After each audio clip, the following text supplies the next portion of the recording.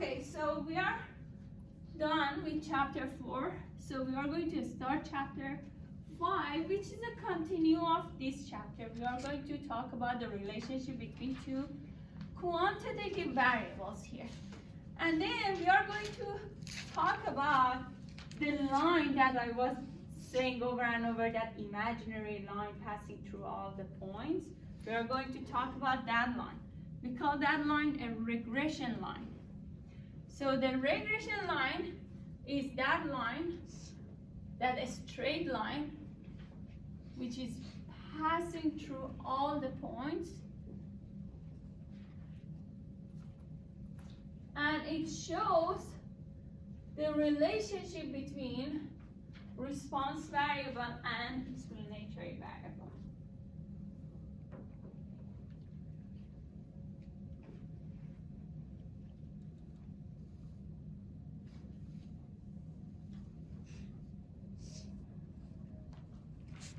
So we are going to talk about regression line.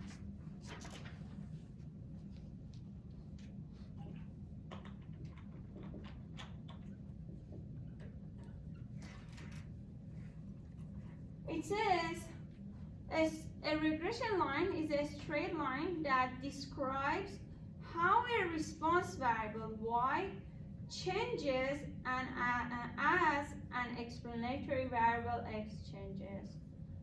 We often use a regression line to predict the value of y for a given value of x when we believe the relationship between y and x is linear.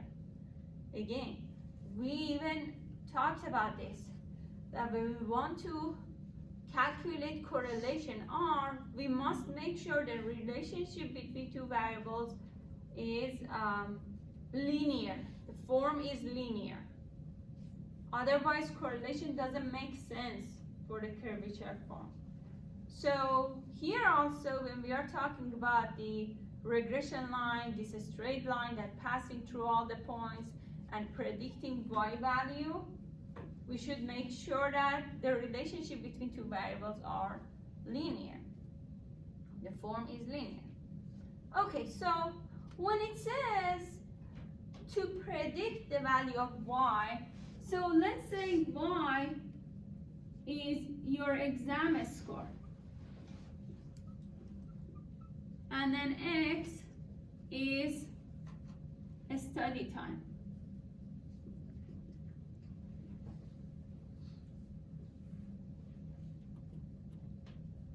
So imagine we had an exam 1, and I have all the exam scores from your paper, and you also told me how much you studied for the exam the day before, right? So I have the data. So I have the information of a study time, information of exam score that is associated with those study time. And then for the next exam, based on the previous data, based on the data I had from exam 1, I'm able to predict your exam score before you even take the exam, if and only if you tell me how much you want to study. Why? Because I had the data before, and that data could create a scatter plot for me, that data could create a regression line for me, and I'm able to use that regression line to predict your exam score if in future you tell me how much you want to study, how long you want to study. So using the study time, I'm able to predict your exam score. So using x values, we are able to predict the y value.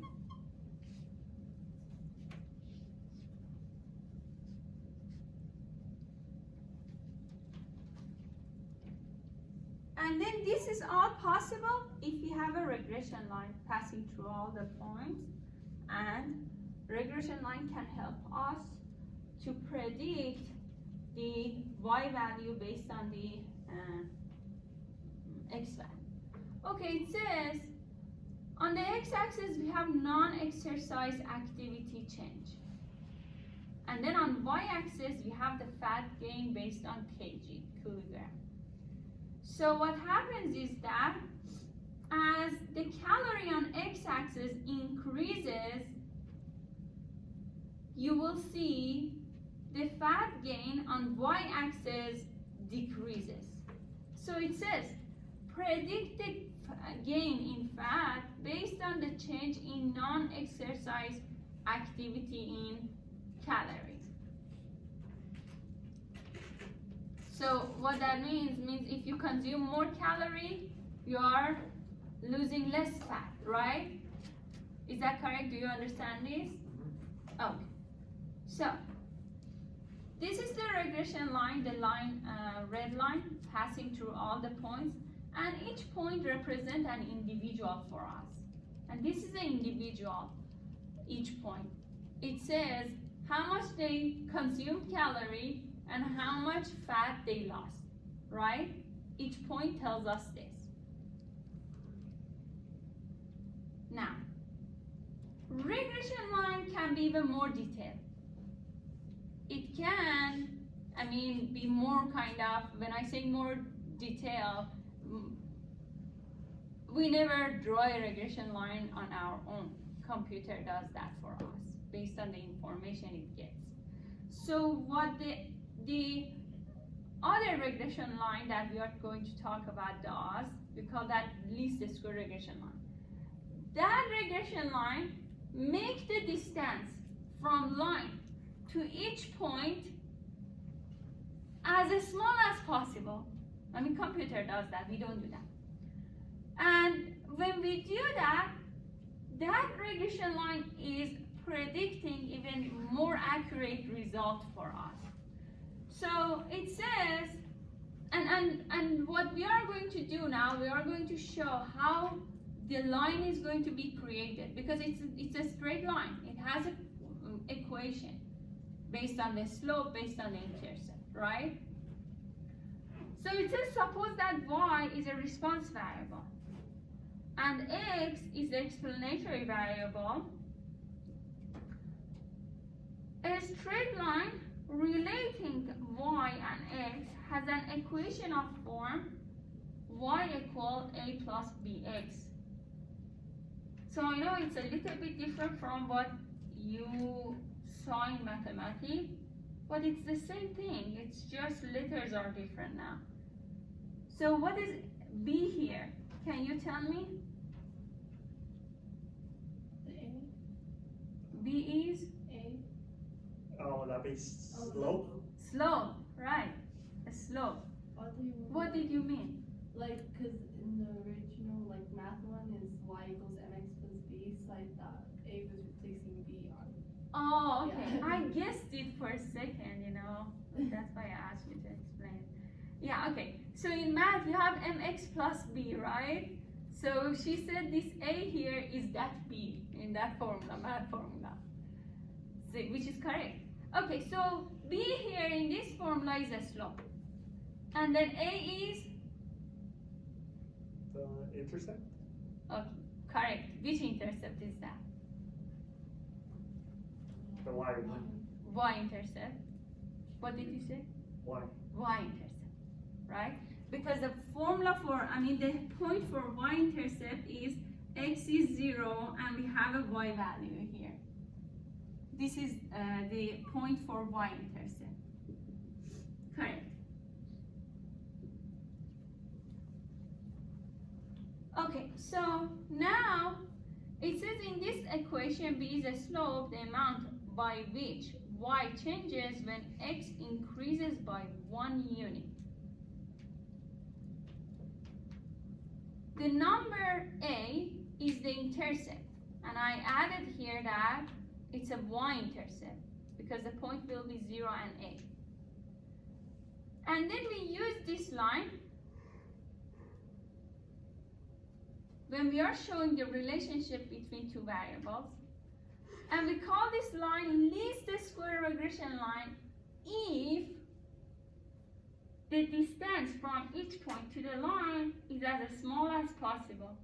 So here it says the least square regression line of y on x is the line that makes the sum of the squares of the vertical distance of the data point from the line as small as possible. Okay, so what happens is that, so listen to this is important. Each of these points are an individual for us. And this is the actual value we get. So what is this study about? Non-exercise activity change and then fat gain, right?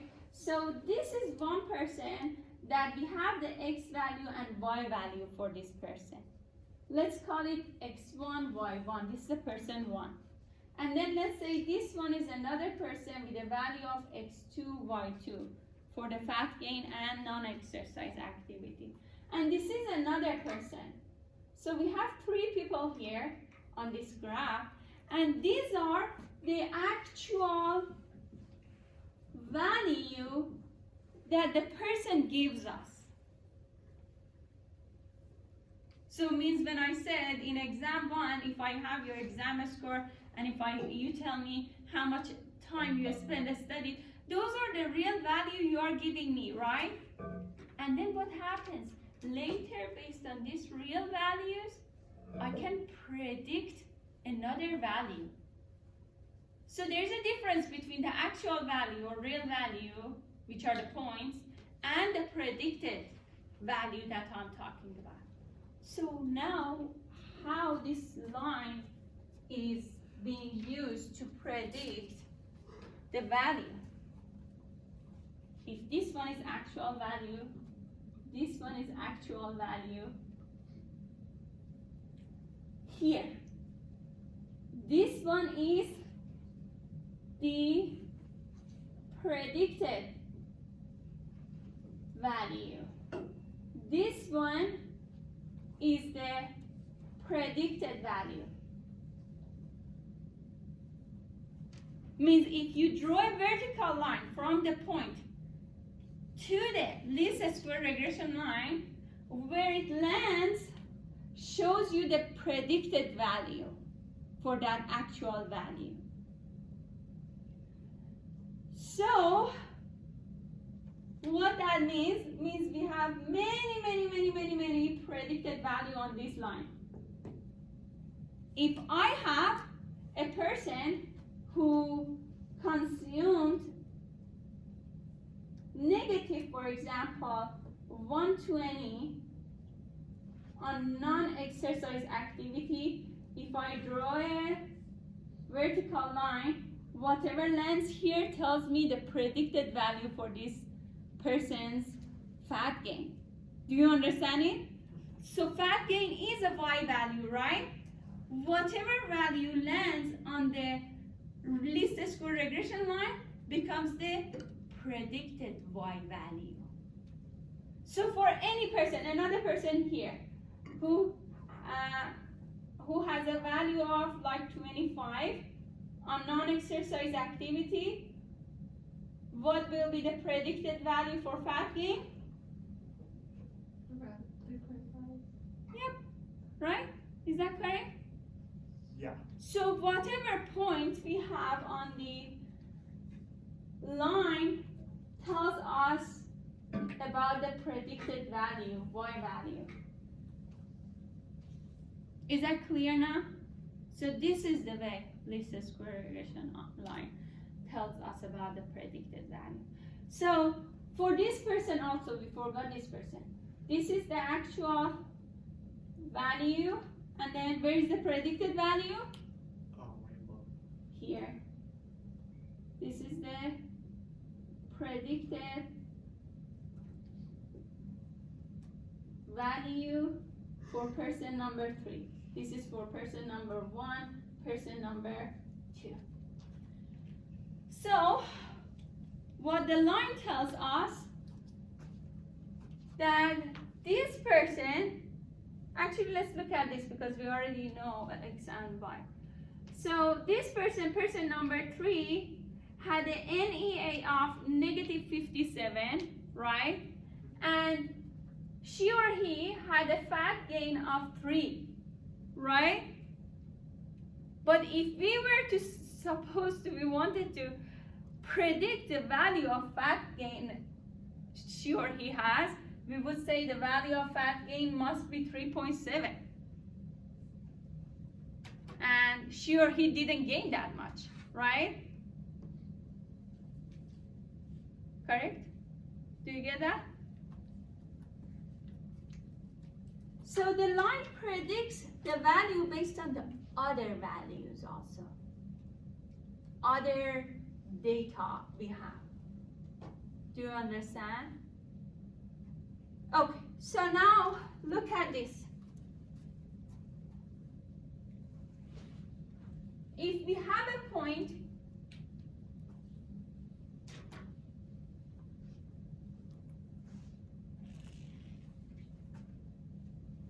here, and that is the actual value the person is giving us with this x-axis and y-coordinate, x-coordinate and y-coordinate. That means the person's actual value is exactly equal to the predicted value that line can give us.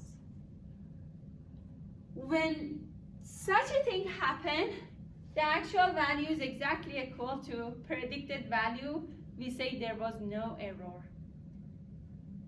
But if there is a distance between the actual value and what line could predict, we say there is an error. This much error. And there is this much error here. So the distance between the predicted y and the actual y is the error. We call that residual or error. And in statistical analysis, that is very, very helpful to give us an idea about how to create a better regression line, or how accurate the prediction is, and this kind of information.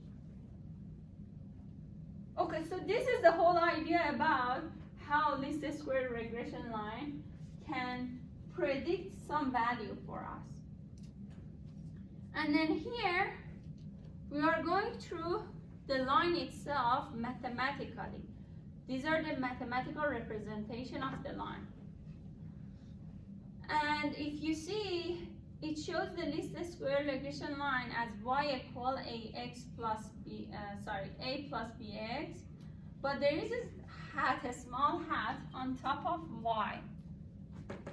What that means, so what I say y hat. Y hat is the predicted response value.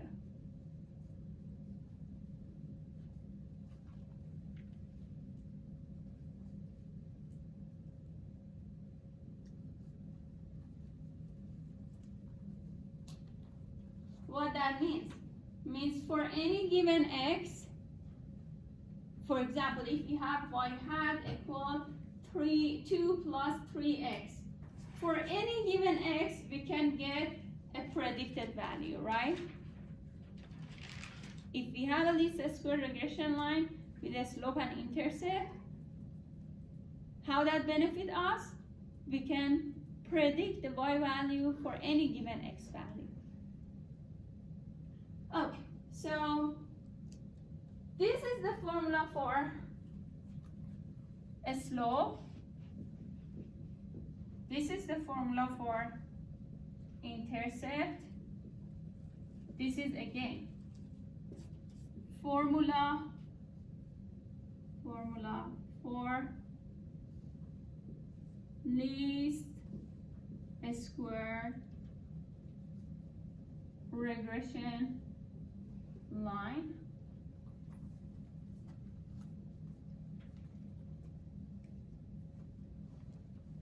What is S of y? Do you remember? The standard deviation of y? Correct. The standard standard deviation of response variable, y. And then what is S of x? Standard deviation of x. Very good. What is x bar? Mean of? X bar is mean of Sample. x. Like, Oh, yeah, because of x. So y bar is mean of y. So we are showing x bar means the mean of x values. Y bar, mean of y value. S of x, standard deviation of x value. S of y, standard deviation of y value. Okay, And the R and the B equals R, is that the R is one we just did? What's it called? Correlation? correlation. And then what else is there? Nothing else? And then to find a intercept, we must have the slope.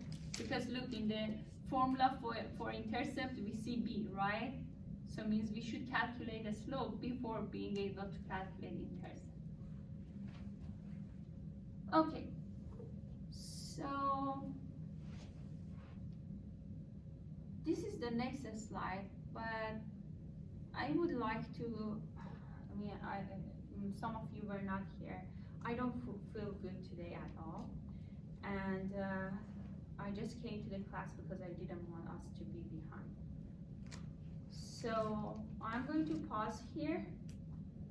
Do you have any question? Is there anything?